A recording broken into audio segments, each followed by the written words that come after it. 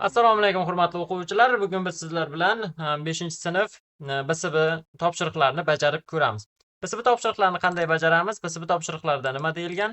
Mana birinchi topshiriq quyidagi jadvalni har bir meva nomi va sotilgan kilogramm miqdori ko'rsatilgan. Demak, ushbu jadvalni biz yaratib olishimiz kerak va press ustunini hisoblang va ma'lumotlarga mos diagramma hosil qilishimiz kerak ekan. Bu birinchi topshiriqda. Birinchi topshiriq bajarish uchun men sichqonchani o'ng tugmachasini bosaman, newdan Excel fayl yaratib olaman va 5-sinf deb nomladim buni.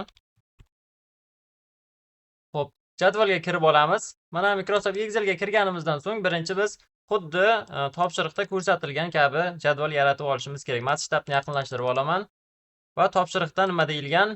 Mana bu jadvalni yaratib olishimiz kerak. Men mana jadvalni yaratib oldim. Jadval yaratish qiyin emas. Mana bu katakchaga fokus berib, ma'lumotlarni kiritib, xuddi rasmdagi kabi jadvalni yaratib olishingiz mumkin. Demak, jadvalni to'liq qilib belgilab olaman va alborders beraman bu yerdan alborders. Bizga topshiriqda aytilgan kilogramm va narxi berilgan, biz umumiy narxni hisoblab chiqarishimiz kerak. Buning uchun nima qilamiz? Buning uchun formula yozishni boshlayman.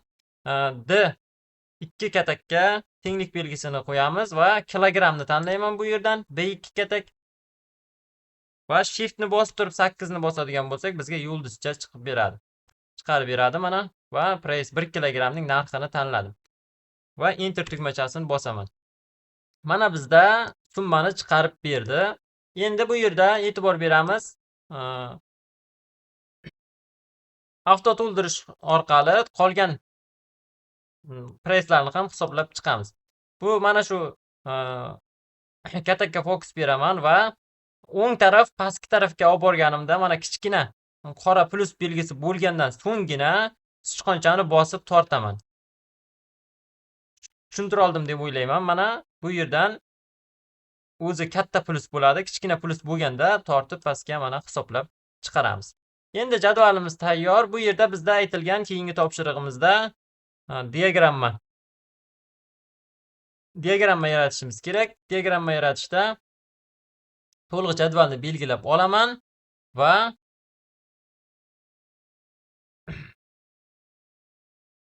ma'lumotlarga mos diagramma hosil qiling deyilgan.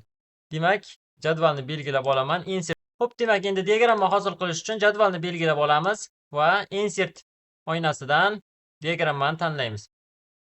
Bu yerda mana shu diagrammani tanladik. Mana diagrammani tanlaganimizdan so'ng ko'rib turibsiz, diagrammamizda biza faqatgina, ya'ni total press bo'yicha diagramma hosil qilishimiz kerak. Uning uchun filtr bo'limiga o'taman va bu yerdan kilogramm va pressni o'chirib tashlayman. Va Apple tugmachasini bosaman.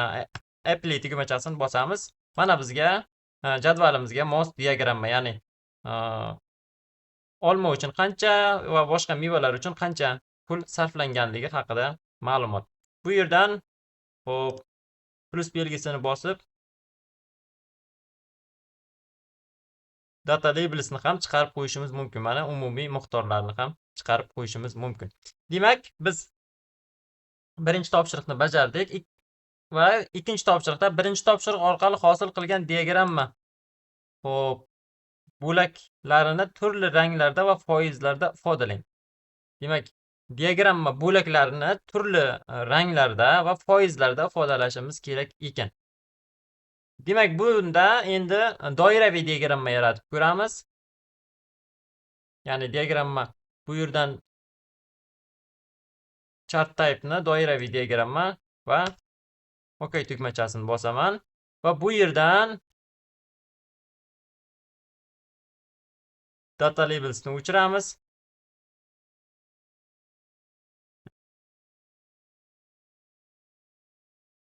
Mana foizlarda ifodalab berdik va turli ranglarda mana ko'rib turibsizlar, turli ranglarda ifodalandi.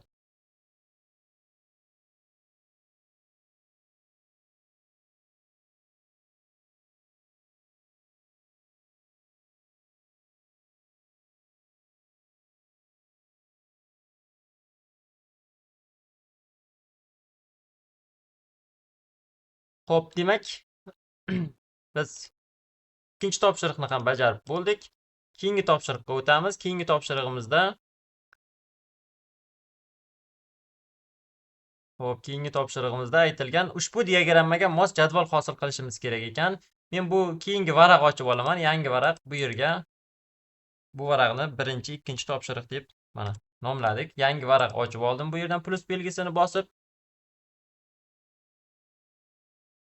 Xo'p, bizga aytilgan topshiriqda ushbu diagramma mos jadval hosil qilishimiz kerak ekan. Demak, 5-sinf o'quvchilarining o'zlashtirish darajasi deb kiritamiz bu yerga.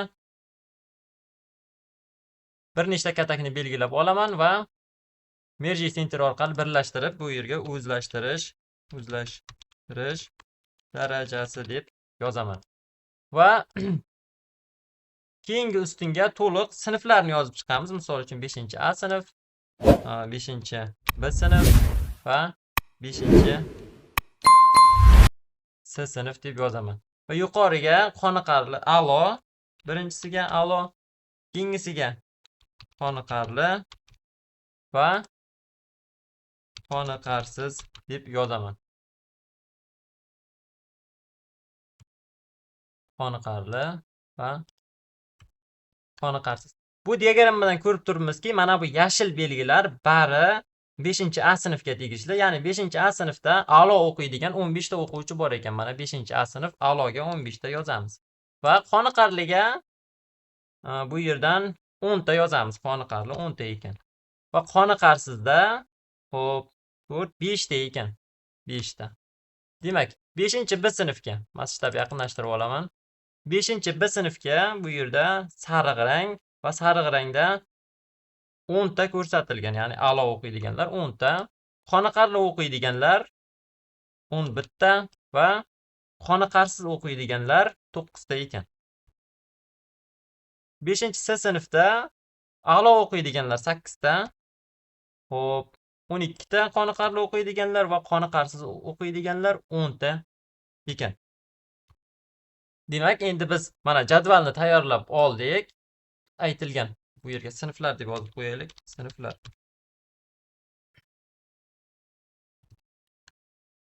Jadvalni tayyorlab oldik. Endi bu jadvalni diagramma hosil qilib, to'g'ri tuzdikmi, ya'ni diagrammani to'g'ri hosil qildikmi tekshirib ko'ramiz. Mana biz diagrammani hosil qildik va bu diagramma to'g'ri ekan. Faqatgina bu yerda diagrammaning ranglari farq qiladi. Buni belgilab, mana bu yerdan rang bo'limidan o'tib, fildan xo'p, yashil rangga o'tkazsak bo'ladi. Va shunda biz 100% to'g'ri bajargan bo'lamiz. Demak, keyingi topshiriqqa o'tamiz. 3-topshiriq orqali hosil qilingan jadval asosida diagramma yarating va unga format axs buyrug'i asosida o'zgarishlar kiriting. Demak, biz diagramma yaratdik va x, y o'qlari yorlig'i va nomini kiritishimiz kerak ekan. Buni qanday bajaramiz? Mana diagrammamiz tayyor. Mana bu plus belgisini bosib, axs titles ni qo'shib qo'yamiz. Mana ikkita title chiqdi. Ya'ni bu y o'q, bu x o'q. Demak, y o'qda o'quvchilar soni ko'rsatilgan. O'quvchilar soni deb nomlaymiz va x o'qda esa darajalar deb nomlaymiz. Darajalar. Qoniqarli, qoniqarsiz darajalar deb mana nomladik. Demak, biz 100% topshiriqni to'g'ri bajardik. Endi 5-topshiriqqa o'tamiz. 5-topshiriq bizga dasturlash asoslari Scratchda ekan. Buning uchun agarda sizda kompyuteringizda Scratch dasturi bo'ladigan bo'lsa, bu yerga Scratch deb yozib, bemalol Scratchga kirishingiz mumkin. Agarda Scratch dasturi o'rnatilmagan bo'lsa, birorta xo'p, brauzerga kirib, mana hozir brauzerga kirib olamiz. Brauzerga kirgan holda Scratch deb yozadigan bo'lsak, Scratch online deb yozadigan bo'lsak, mana Scratch Meet Edu saytiga kirib bajarishimiz ham mumkin. Mana saytga kirib olamiz. Mana kirib oldik. Endi biz bajarishimiz kerak ekan. Xuddi mana bu robot Scratch dasturi robot spraytini zina bo'ylab yuqoriga harakatlanish dasturini tuzishimiz kerak ekan. Buning uchun nima qilamiz? Buning uchun birinchi mana bu mushukchani o'chirib tashlayman va yangi spraytga bu yerga robot deb qidiradigan bo'lsak, mana retro robot chiqdi. Bu robotni mana bu yerdan joylashtiraman. Endi bizga orqa fonga mana bunday zinalar tayyorlashimiz kerak. Fon bo'limini tanlayman va bu yerdan backgroundga, fonga chizishni tanladim. Bu yerdan to'rt burchakdan fonga birorta chiziqlar tortamiz mana. Xo'p, yana bitta chiziq. Xo'p, yana bitta zinaning oxirgi chizig'ini ham tortamiz. Mana tayyor. Demak, endi spraytni tanlayman. Sprayt tanlaganimdan so'ng bizning vazifamiz mana shunga harakatlanadigan sprayt tayyorlashimiz, kod yozishimiz kerak. Ya'ni spraytni zina bo'ylab harakatlantiradigan kod yozishimiz kerak. Bu yerda buning bir nechta usuli bor. Men bajaradigan usul tugmalar orqali o'zimiz boshqarib harakatlantiradigan qilish. Lekin buni o'zingiz mana bu yerdan bayroqchani bosgan vaqti harakatlarni oldindan kiritib harakatlanadigan qilishingiz ham mumkin. Lekin men tugmalar orqali bosib harakatlanadigan qilishni ma'qul topdim. Demak, bu yerdan mana bu Win Speak tugmachasini bosamiz. Yuqoriga tugmachasi bosilganda bizga Y o'qi bo'ylab matishingga o'tamiz. Change Y o'qiga mana change YB. Set Y toni olmang. Mana change ni oling, ya'ni o'zgartirsin. Har yuqoriga tugma bosilganda 10 qo'shsin bizga. Endi mana ishlatib ko'radigan bo'lsak, mana bizni robotimiz yuqoriga harakatlanadi.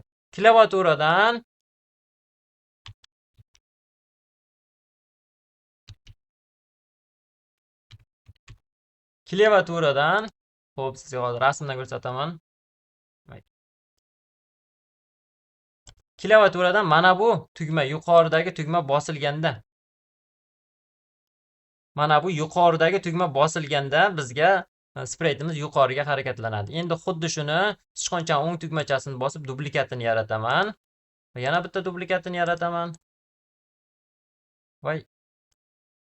Bo'ldi, bular o'chirib turaylik. Endi pastki tugma bosilganda, down arrow pastki tugma bosilganda -10 yozib qo'yamiz, ya'ni pastga harakatlansin. Endi sichqonchaning mana bu pastki strelkani bosadigan bo'lsam, mana bizga yuqorini bosam yuqoriga, pastni bosadigan bo'lsam pastga harakatlanadi. Endi keyingisi yana bitta qo'shaman va bunga endi o'ng tugma bosilganda o'ngga harakatlansin. Y o'qi bo'ylab mana change X o'qi bo'ylab change XB, ya'ni X o'qiga 10 qo'shadi.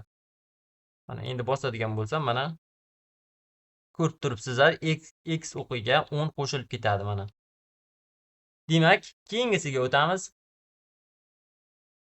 Bunda sichqonchaning o'ng tugmachasini bosib duplikat qilaman va bunda -10 qilamiz. Sichqonchani left tugmachasi bosilganda. Endi mana ishlatib ko'radigan bo'lsak, mana zina bo'ylab harakatlantirishimiz mumkin. Bizning sodda dasturimiz tayyor. Buni ishlatib o'zingiz albatta kompyuterda bajarib ko'rishingiz mumkin. Demak, biz 5-topshiriqni ham bajardik. E'tiboringiz uchun rahmat. Xayr, sog' bo'ling. Bu yozilgan faylim va mana bu Scratch faylni men Telegram kanalimga tashlab qo'yaman. Telegram kanalimga a'zo bo'ling. Videoga like bosing. Xayr, sog' bo'ling.